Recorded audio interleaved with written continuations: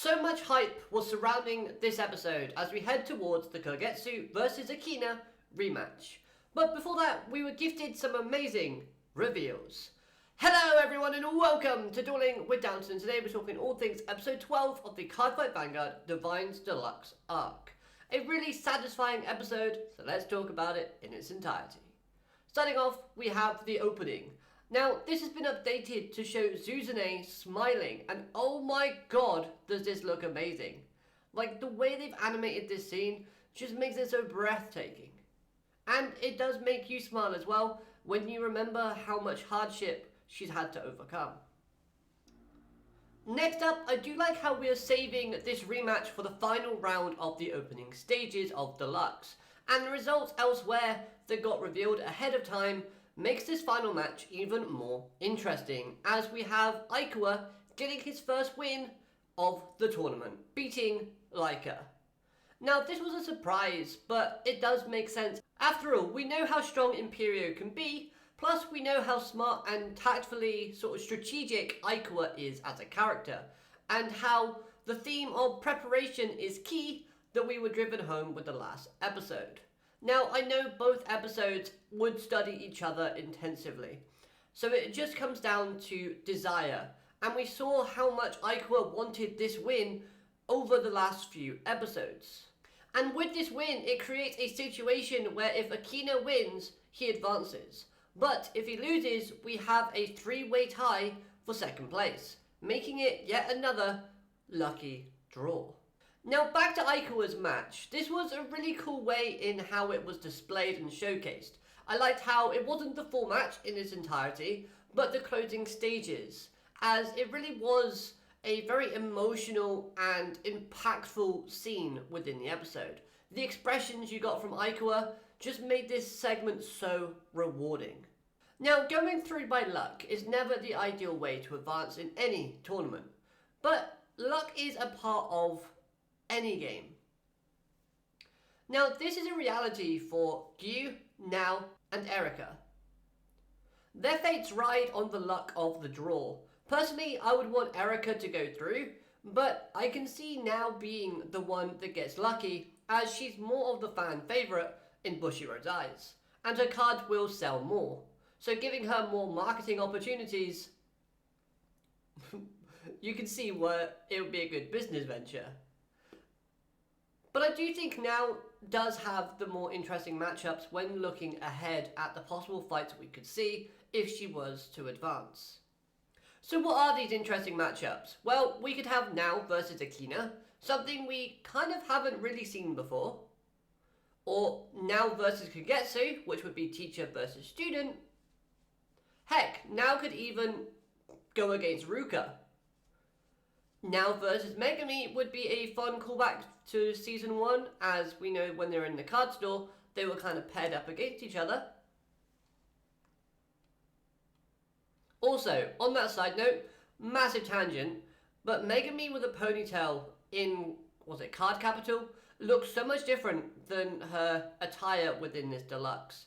I don't know, she just looks older when she's in the store, but I digress. Back to the episode. Now, I do feel like that if Erika does get knocked out by luck instead of losing, then she would still feel bad and down about it, yes. That's normal for any competitor. But it does kind of mean that she went out because of luck, not skill. So there is still room for improvement in said skill. And her chances of going pro are still very likely, because she's managed to defeat a high caliber opponent within this tournament. Yes, Gyu isn't like the be-all end-all, but remember, he was a final antagonist in a series. Kind of.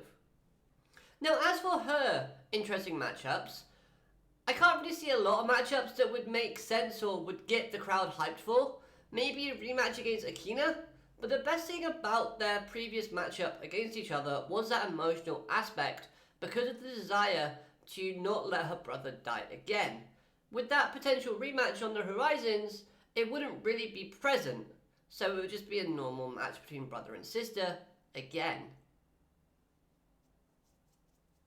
I hate to say this, but I do think if Erika goes through, she would just be an easy victory for somebody else, and that would pain me more than for her not to, advance in general.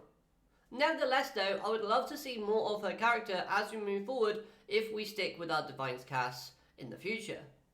But Q's character, got really nothing to say about the character as it hasn't been built up much. We haven't really had any substance for this character, it's just been a body to fill within the tournament. So that character advancing would just be pointless. Now elsewhere in the tournament, in Group B, we have both Suo and Megami advancing, two characters that can really bring the heat and the action within a card fight. And the potential matchups could be quite interesting as well. We could have Megami versus Ruka. Imagine this, current leader of Blackout versus its creator. That's a money match. You could have, again, Megami versus Now. Or looking at Suo, you could have Suo versus Mitru, which, sorry Suo, you're losing that match, but it would still be awesome to see that encounter. Or Suo versus Akina. That rematch would be really nice as well, and it would be a good sort of display of their friendship again. Which I know we see a lot of, but it would still be nice to see it repeated. Now then, moving along to Group C. The stakes have been risen, as Aikawa winning, thus gaining his first point of the tournament, has now made it so we are tied with everyone but Kagestu having 1 point each. So if Akina wins, he goes through. If he loses, it's another lucky dip. Now I do believe Akina should win here against Kagestu, as Kagestu hasn't been built up as this final boss. Those vibes kind of go to the participants of Group D, and if Akina loses but goes through by luck, it would just be like another cheesy miracle that he's managed to create, because he's a miracle wonder boy. But if he does win, it would solidify his reason for playing Vanguard, which is what Kagestu has been trying to sort of create and instill within Akina. A motive, a reason to play. So I do think here, Akina should get his victory, as well as it doesn't hurt Kagestu if he loses against Akina here.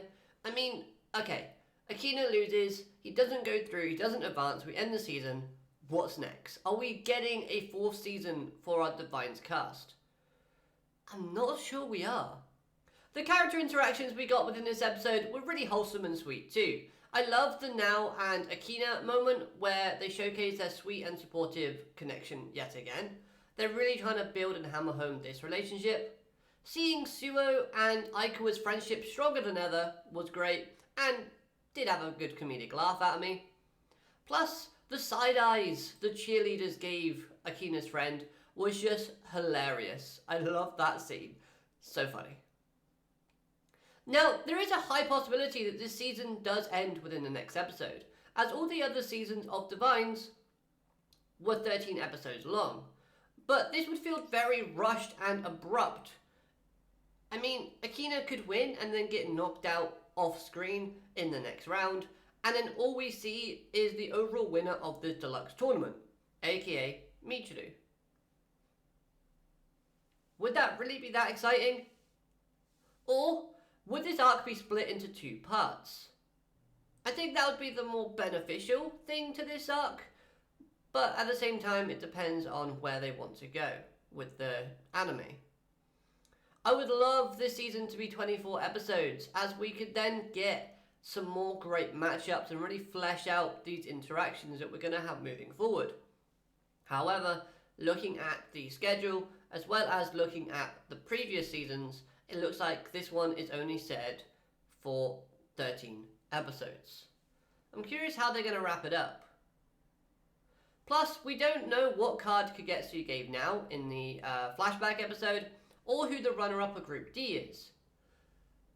We have so many questions that we still don't have answers to, that we need before this arc ends. So, let me know your thoughts on this episode in the comments down below. I'd love to hear what you have to say about it, and what matchups do you want to see moving forward? Again, I'd love to hear your thoughts and opinions. Other than that though, hope you enjoyed this review. Hit like, comment, subscribe, all that good stuff, and I'll see you next time. Have a great day. Alligator, matane, goodbye.